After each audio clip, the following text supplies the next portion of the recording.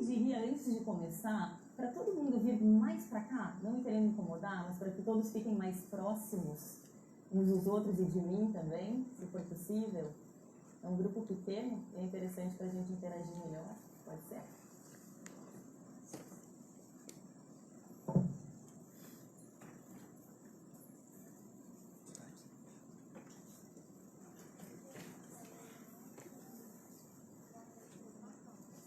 Todos devidamente sentados. Vai meu boa tarde a todas e todos.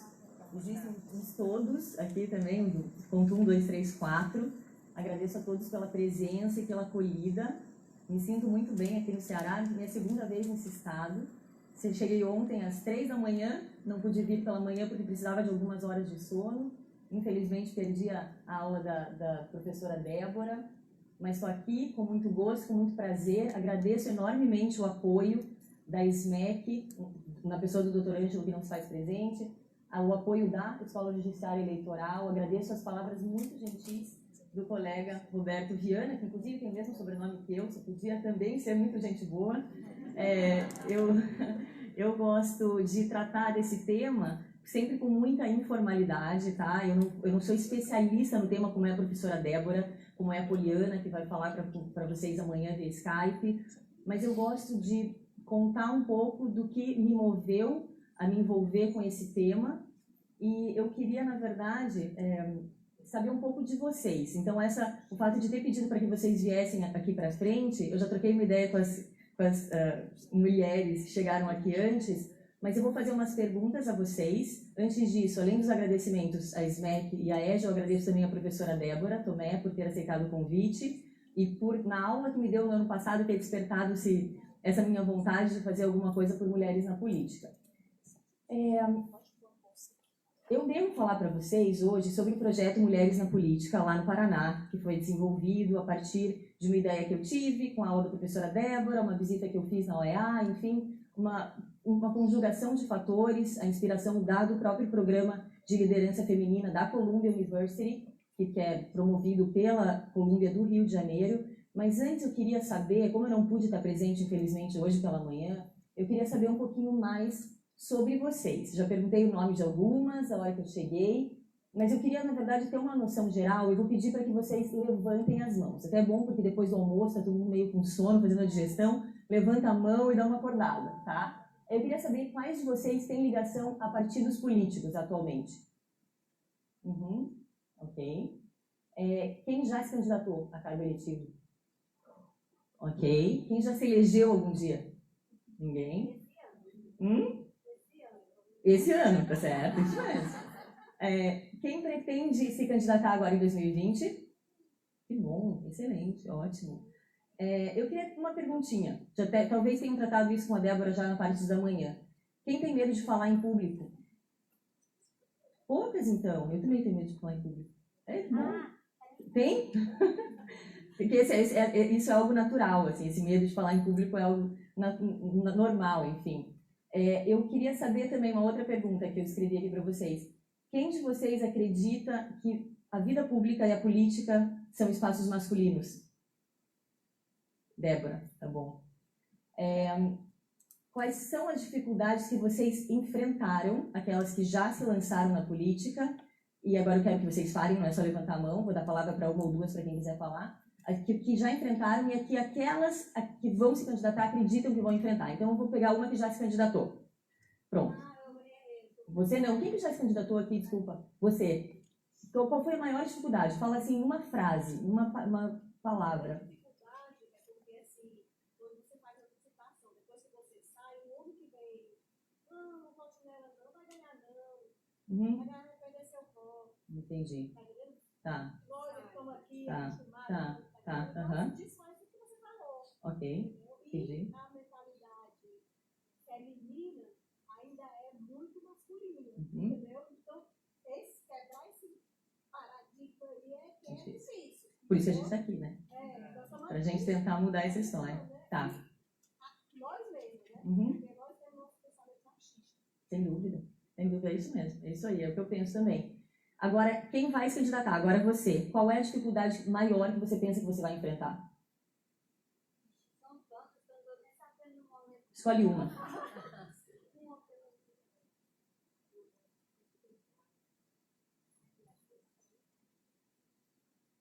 Eu vou dar a palavra para ela, então, que ela levantou a mão.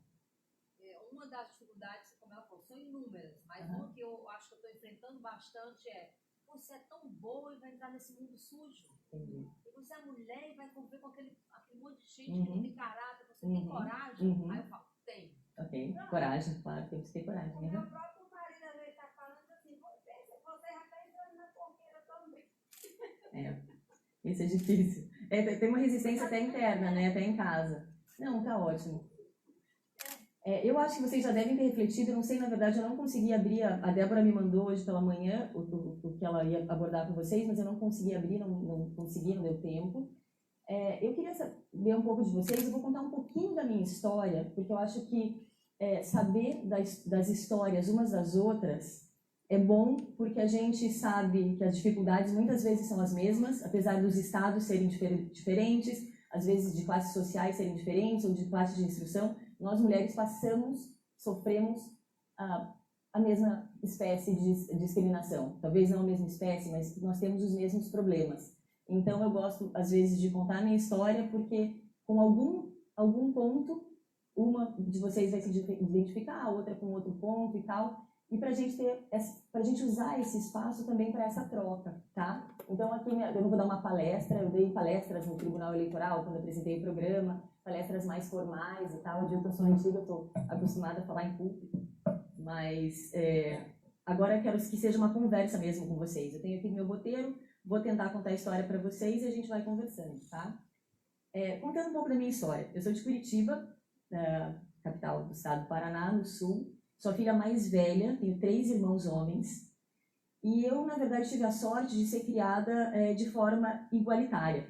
Meus pais nunca me trataram diferente pelo fato de eu ser menina. Eu, desde muito pequena, gostei muito de estudar e convenci meus pais de que estudar era o meu caminho. Minha mãe fala que eu tinha 9, 10 anos de idade, eu dizia, eu quero estudar porque eu quero trabalhar e porque eu quero ter meu próprio dinheiro. Então eu tinha isso muito claro desde pequena, e meu pai falou, bom, então tá bom, então segue assim. Então eu nunca vi nenhuma diferença assim, no tratamento, na criação. Nunca vi a diferença entre meninos e meninas, até o dia, já no início da minha adolescência, meu pai disse, Flávia, eu não posso te levar ao jogo de futebol.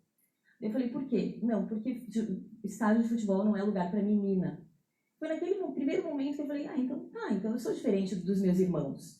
E ele falou que não era lugar, talvez naquela época estádios não fossem o melhor local para meninas.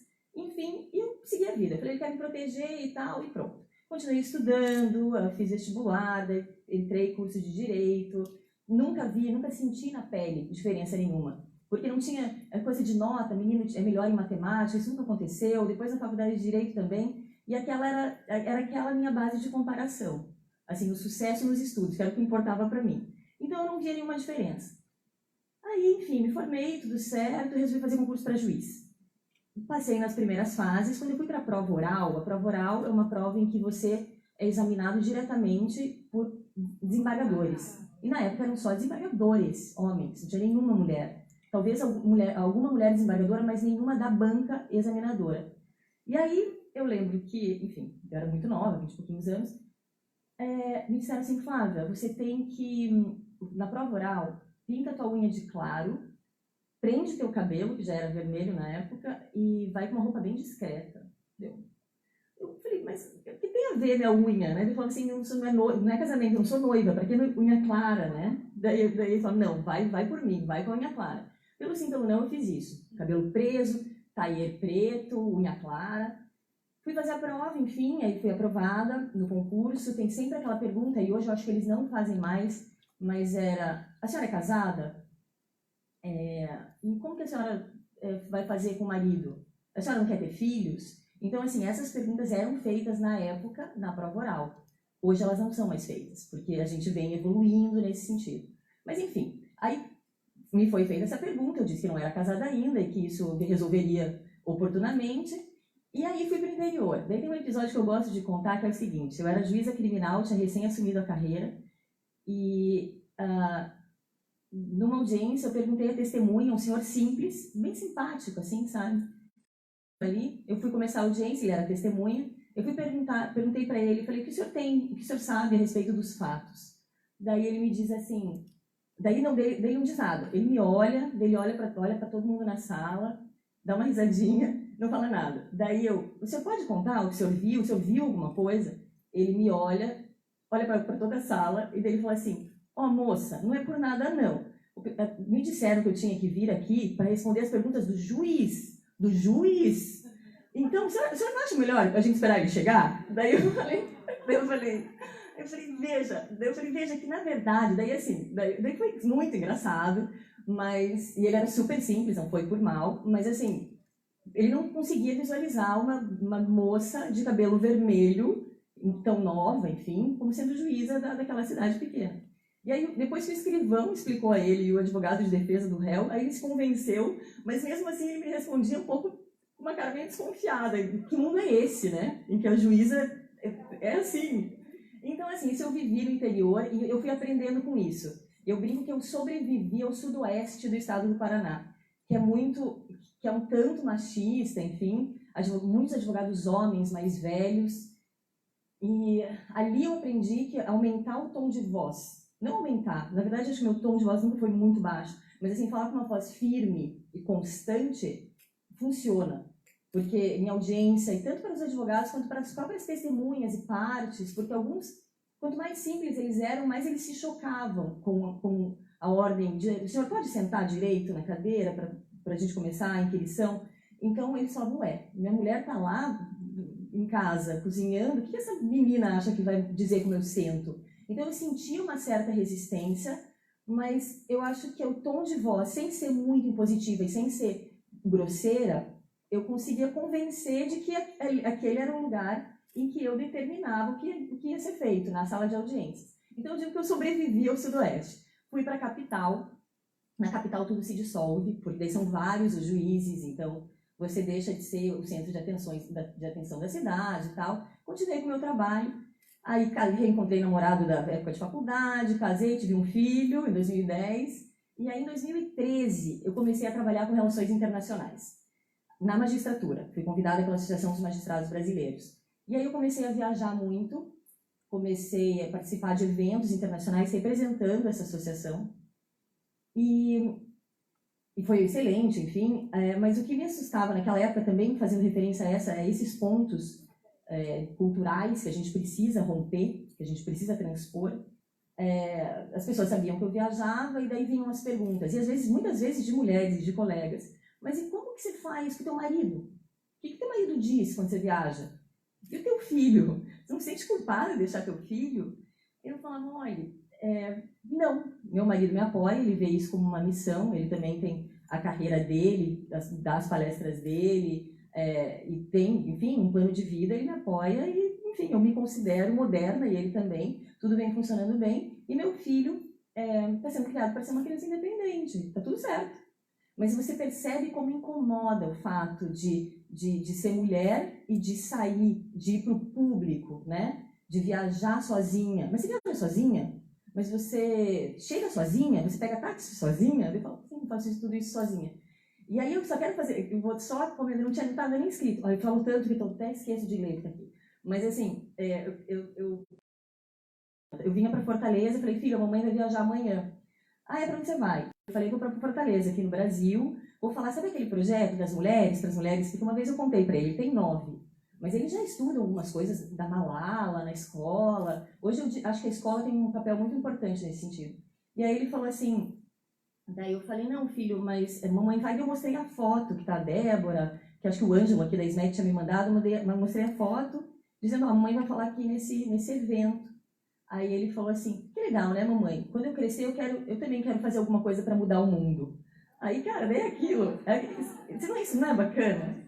Isso eu falei, ai, filho, abracei e tal. Então, assim, ele, criança, pequeno, sabe que é algo maior, né? Que não é só um trabalho, que é uma... Eu digo sempre, meu marido se convenceu. Para eu convencer meu marido a viajar com tanta frequência nesses últimos 6, 7 anos, ele se convenceu de que era de fato uma missão, porque esse trabalho que eu faço internacional é voluntário também, assim como é esse, né? Então, essa ideia que veio das mulheres na política também foi uma ideia que veio, e essa coisa de fazer alguma coisinha para poder transformar o mundo. Mas, enfim, então essa é um pouco da minha história, tá, de vida e desses momentos que eu enfrentei ao longo da carreira, e eu venho tentando conciliar, mas agora eu já quero começar a falar um pouco do projeto, para sair da parte pessoal e para a parte mais do projeto em si.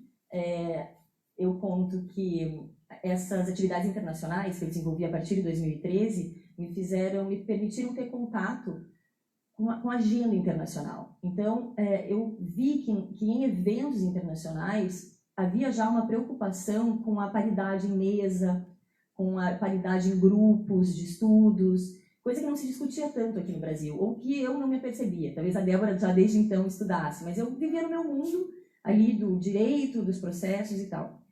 E eu comecei a ver que aquilo era mais importante do que eu imaginava.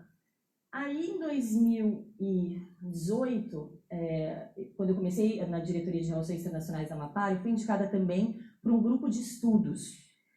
Um grupo de estudos da representatividade feminina no judiciário. E aí eu comecei a estudar. Aí eu comecei a me aprofundar. E aí eu comecei a ler a respeito desse assunto e a respeito também de todas as questões referentes à discriminação de gênero. E aí eu comecei a entender como se o véu caísse, né? Ou quando você tira o véu e você começa a enxergar com mais clareza tudo aquilo que aconteceu lá atrás. Eu falo, então foi por isso que eu não fui ao jogo de futebol, ou foi por isso que eu não podia pintar a unha de vermelho, ou preto, ou roxo, sei lá. E aí eu comecei a entender várias coisas e fiquei cada vez mais encantada com o tema, até que fui selecionada para participar desse programa de liderança feminina da Universidade de Columbia, em Nova York. O curso acontece no Rio de Janeiro e em Nova York. A Débora me deu aula em março. Eu digo que foi ela que despertou. Eu falei, não, eu tenho que fazer alguma coisa. E eu, como eu era juiz eleitoral, eu falei, vou fazer alguma coisa no TRE. E aí fui para Washington, D.C., visitei a OEA, a sede da OEA. Eles têm a Comissão Interamericana de Mulheres. Eles fazem um trabalho excelente na América Latina. A gente tem limitação de idioma, mas eles desenvolvem alguns trabalhos pontuais assim, em vários países da América Latina. Conversei muito com elas, voltei para o Brasil, fiz a proposta para o TRE, o estado eu não sei como é o Ceará, o estado do Paraná é um estado muito conservador. O presidente, o diretor da Escola Judiciária, o nosso colega Roberto né, homem, o presidente é homem, e eu falei, vou lá para ver o que eles me dizem. E eles gostaram da ideia, me apoiaram, e a gente levou em frente o projeto. Comissão de homens e mulheres, eu presidi a comissão, e foi lindo o trabalho. A gente se reuniu em 2 sábados, a Débora deu aula no segundo sábado. As matérias são basicamente as mesmas matérias que vocês vão ver aqui nesse módulo. A gente fez enfim, tomou por base, né, aqui no Ceará, tomou por base o que foi ministrado lá. O número foi um pouco maior de mulheres, foram 2 sábados inteiros seguidos, e foi muito gratificante. Então, por isso que eu digo que essa troca é muito importante. Então, muito mais do que está aqui. Estou aqui contando, falando, eu gosto de conversar, gosto de falar. Mas, assim, a troca foi muito interessante. Eu tenho contato com algumas daquelas mulheres até hoje. E algumas também vão se candidatar, são pré-candidatas e estão se preparando. Enfim, o projeto, ele se desenvolveu lá, e eu tive a alegria de falar sobre o projeto num evento do CNJ, em agosto, Encontro Ibero-Americano da Agenda 2030. Então, foi lá o vice-presidente, então, do TRE de São Paulo, que era o presidente do Colégio de Corregedores, me convidou, se sensibilizou com o tema e falou, não, então vou te levar para falar para todos os corregedores eleitorais do Brasil, em outubro, lá em Florianópolis. E eu falei. Fiz um discurso menos conversado, um discurso mais formal, e também chamando a atenção dos homens para essa questão, que é de todos nós. E o que aconteceu foi que conversei com o Rômeu, na época, com o Ângelo, aqui, o Rômeu é auxiliar da corregedoria, com o Ângelo aqui da SMEC, e vocês aqui do Ceará receberam de braços abertos o projeto, e eu falo para o Ângelo, sou eternamente grata. Porque a minha ideia com esse projeto é plantar sementinhas. Então, assim, foi plantar uma sementinha lá, agora uma sementinha aqui. Não é a solução de todos os problemas, mas é um começo. E aí eu aproveito para contar que na semana passada o TRE do Pará me ligou, perguntou se eu posso falar lá em 3 eventos, Marabá, Belém e Santarém. Eu devo ir a um deles só. E o Tribunal da Bahia está com uma iniciativa semelhante, e o juiz do TRE do Acre entrou em contato. Eu digo que aqui para cima a coisa está crescendo, o movimento está crescendo. Então isso me alegra bastante, porque embora eu não seja especialista, como eu já disse, no tema, então eu não vim dar aula para vocês, eu sei da importância de mudar, de transformar essa nossa situação. E agora eu vou tentar voltar porque eu escrevi, tá, gente? Eu falo tanto, mas assim, eu não vou, não se preocupem, eu já passei tudo aqui. O que eu queria dizer também, um dos fundamentos que eu usei para convencer o pessoal do TRE do Paraná a adotar esse projeto foi a Agenda 2030, porque agora o CNJ vem trabalhando com a Agenda 2030, eu tenho acompanhado o trabalho da conselheira Maria Tereza, lá em Brasília, e a Agenda 2030, no seu objetivo 5, fala do empoderamento de mulheres e meninas, né? Então, essa também foi uma boa forma de convencer o TRE de lá a fazer algo nesse sentido.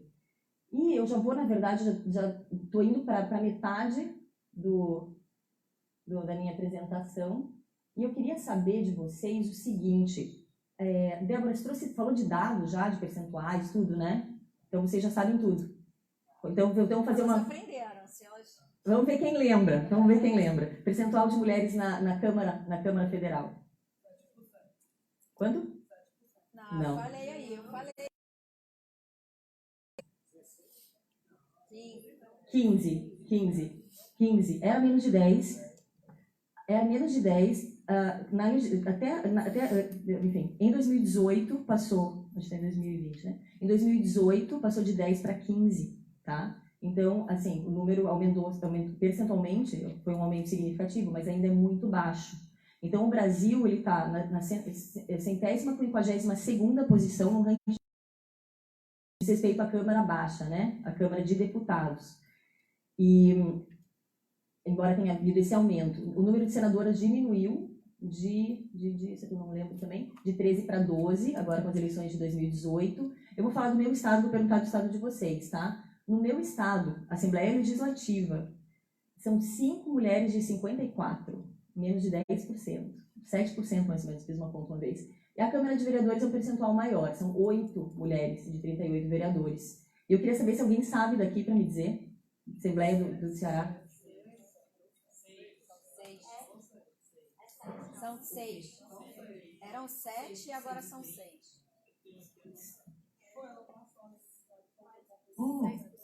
Não, Débora falou, né? Eram 7 e agora são 6. De quantos? 7 era na outra legislatura. Mas 8 vereadores de quantos de vereadores? Sabe dizer?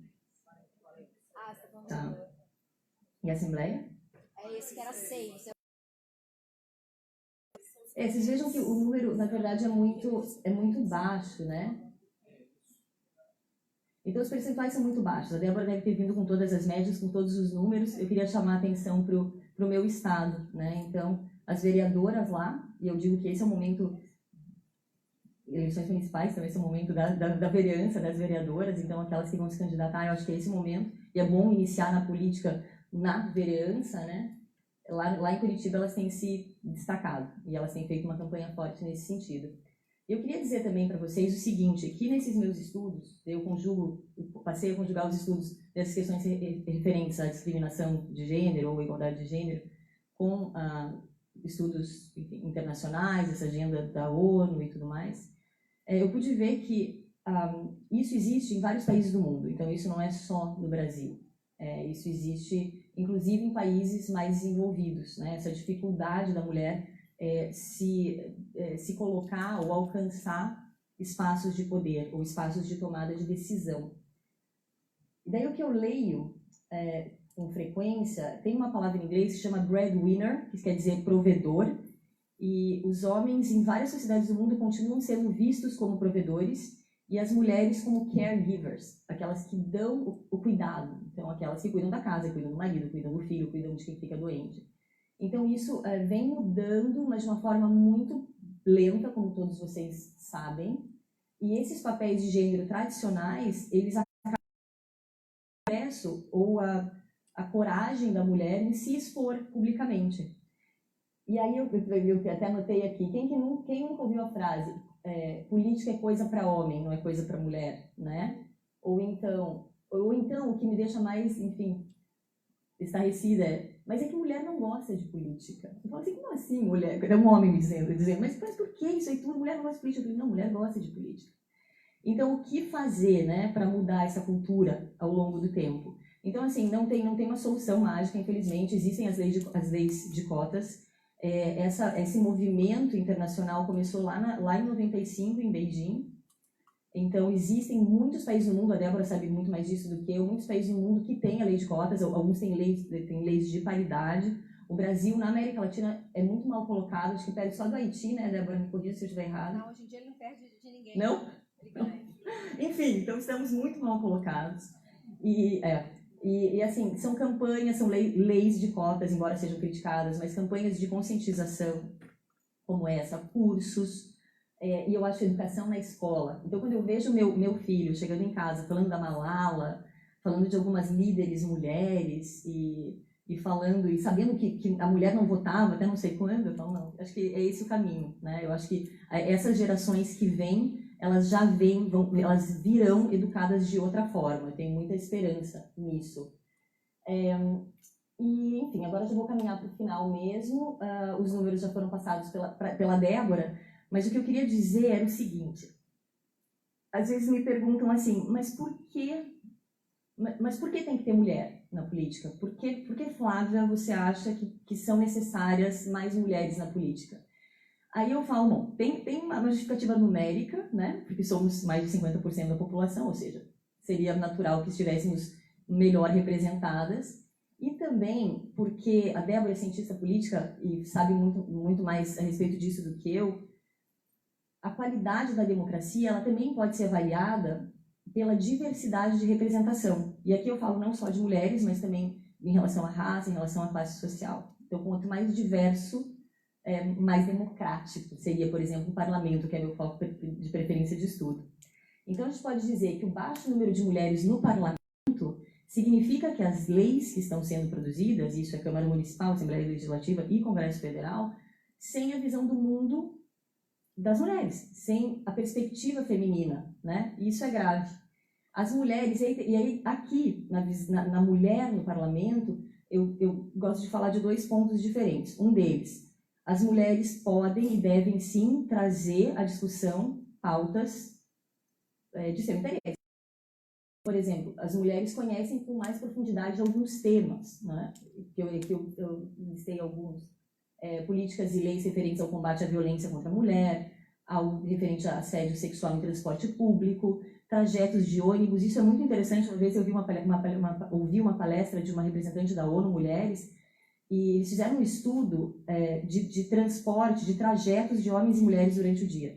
Os homens se deslocam de casa para o trabalho, do trabalho para casa. As mulheres são 1000 pontos, porque daí vai de casa para a escola dos filhos, para o supermercado, para casa, sei lá, enfim, aí voltam para casa. Então, assim, as mulheres poderiam agregar a esse debate, falar, não, vejam, os trajetos podem ser assim, também tem questão de iluminação pública, por questão de violência sexual. Então, enfim, existem essas pautas que são de interesse feminino, mas, assim, o que eu digo é que as mulheres também agregariam muito em relação a várias outras pautas. Existem mulheres especialistas em vários temas. E, na verdade, a lei, assim, não só o estudo ou a especialização em temas, mas as mulheres têm necessariamente visão diferente de mundo, têm experiências distintas. Por isso que eu digo que às vezes eu gosto de contar um pouco da minha vida, porque nossas experiências acabam sendo parecidas. Se você vê a história de uma, pode ser parecida com a história de outra e tal. Então, assim, a mulher no parlamento, ela enriquece o debate. Ela pode trazer pontos de vista diferentes. E, assim, quando existe contradição, a contradição, na verdade, estimula um debate mais qualificado, um maior diálogo, uma maior reflexão. E isso que gera melhores políticas públicas, gera melhores leis mais abrangentes, leis que atendem, de fato, o cidadão, né? Eu ia falar o jurisdicionado, mas é o cidadão, né? Então, eu acho que isso justifica a necessidade, né, de mais mulheres na política, mais mulheres no parlamento. E aí eu escrevo aqui, sempre eu gosto de comentar isso, de que não há dúvida de que quanto mais diversos forem os elementos disponíveis para embasar leis e políticas públicas, maiores serão as chances de serem atendidos os mais variados segmentos da sociedade. E isso E aí isso é bom para tentar convencer o pessoal que já está na política. E isso fortalece o quê? Fortalece a democracia. E agora eu vou para o último ponto, depois vou passar para a Débora. Eu gosto muito de falar, então tenho que me limitar aqui no tempo. Deixa eu até ver quanto tempo estou falando já estou com meia hora. Estou finalizando. A mensagem que eu quero deixar para vocês todas aqui, todos também, então, enfim, é a seguinte: o caminho a ser percorrido, ele é longo, né? A gente está começando, e ele é cheio de pedras. São várias as barreiras a serem enfrentadas, principalmente num primeiro momento dentro dos próprios partidos políticos. Muitas de vocês já são envolvidas na política, então sabem disso muito mais do que eu. E por isso o preparo é fundamental. Então, quando eu falo de mim, lá no passado, eu falava assim, não, eu tenho que estudar porque eu quero trabalhar, eu quero ser independente, quero ganhar meu próprio dinheiro. Na verdade, eu sempre digo isso. Eu digo isso para o meu filho, digo isso sempre que posso. Que a gente tem que se preparar, a gente tem que estudar, a gente tem que se aprofundar, porque o conhecimento, ele empodera. O conhecimento fortalece, o conhecimento liberta. O que eu quero dizer é que hoje, vocês tendo essa oportunidade de... Talvez esses sejam os primeiros passos, né? Mas, enfim, talvez hoje seja uma oportunidade, não que vocês já não tenham refletido sobre o assunto. Alguém falou isso quando eu cheguei, estou tentando lembrar que alguém falou isso, assim, que o fato de vocês estarem aqui, quem que disse isso quando eu cheguei? O que você falou? Alguém falou. A gente estava conversando quando eu estava chegando. Não, que vocês falam, não, o fato de a gente já... Então, o fato de vocês estarem aqui já significa que vocês estão à frente, né? Então, assim, é já um passo importante, significativo para a vitória.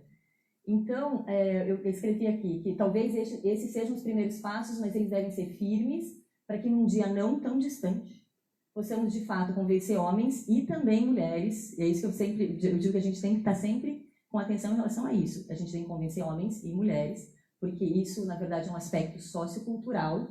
E eu digo que não é culpa dos homens, não é culpa das mulheres, enfim. Fomos criados dessa forma. Isso tem que ser modificado. Mas eu sempre brinco que não é com perna fora, é com jeito, né? E assim, o conhecimento, o estudo, a forma de se colocar importa muito nesse diálogo. Então, convencer homens e mulheres de que essa igualdade trará, de fato, benefícios à nossa sociedade como um todo, e não só às mulheres, e principalmente às futuras gerações. Eu gosto muito de falar das futuras gerações, porque, enfim, eu tenho só um filho menino, não tenho filha menina, mas me toca muito. Bem rapidamente, eu participei de um programa social que chama Justiça se Aprende na Escola. Daí a gente ia falar com as crianças sobre cidadania, um juiz, um promotor e um advogado, e a gente falava da justiça, do judiciário, do legislativo, do executivo, e ao final as meninas vinham me abraçavam, se era promotora, abraçavam a promotora, e falavam assim, um dia eu quero ser juíza, um dia eu quero ser promotora, sabe? E assim, e assim, a gente não sabe o que vai acontecer, claro, eu falo, se vocês estudarem, vocês podem ser juízas, vocês podem ser promotoras, e é isso mesmo. E aquilo me comovia muito. Então eu gosto sempre de trazer essa questão das gerações futuras, das meninas. Então eu vou aqui, para finalizar mesmo, vou fazer menção a uma notícia que é de outubro do ano passado. Eu falei nesse evento dos corregedores, lá em Florianópolis, em outubro. Tinha acabado, foi uma notícia, acho que 19 de outubro. 5 dias depois eu estava lá em Florianópolis. Eu li a notícia e depois comentei. A notícia é a seguinte: primeira marcha feminina no espaço, meninas sonharem alto. Pela primeira vez na história, 2 mulheres caminharam no espaço para fazer reparo na Estação Espacial Internacional. Uma estudante que foi entrevistada logo após ler essa notícia fez uma afirmação que se aplicaria também ao mundo da política. Disse ela, só vemos homens nesses lugares e parece que a gente nunca vai poder chegar lá. Quando soube que eram 2 mulheres no espaço em uma missão tão importante, senti que eu posso fazer o que eu quiser. Então, eu quero que vocês, todas, ao se candidatarem, ao se exporem publicamente e ao serem eleitas, em segundo momento, vocês sempre tenham isso em mente, há vários estudos que revelam que as meninas que veem mulheres em espaços de poder, seja na política, seja na ciência, seja na medicina, seja no mundo jurídico, elas costumam passar a ter essas mulheres como role models, se diz em inglês, que são como modelos, como exemplos, e passam a acreditar que podem chegar lá. As meninas se sentem encorajadas a investir em si mesmas para se tornarem aquilo que realmente pretendem ser. Então, agora vou finalizar mesmo, prometo. Então, se vocês deixarem, eu fico aqui até às 5, daqui a pouco a Débora me chuta aqui para fora do palco. Não, tô brincando, tô finalizando mesmo. Então, com o meu desejo de que um dia nossas meninas possam sonhar tão alto como nossos meninos, eu finalizo com uma frase da juíza da Suprema Corte Americana, que se chama Ruth Bader Ginsburg. Não sei se vocês já ouviram falar dela. Ela é uma senhorinha e forte, enfim, uma grande inspiração para mim. Ela disse o seguinte, essa frase aqui está em caixa alta negritada, para eu ler para vocês. As mulheres devem estar em todos os lugares onde as decisões estão sendo ou estejam sendo tomadas. Sejamos nós mulheres. Muito obrigada.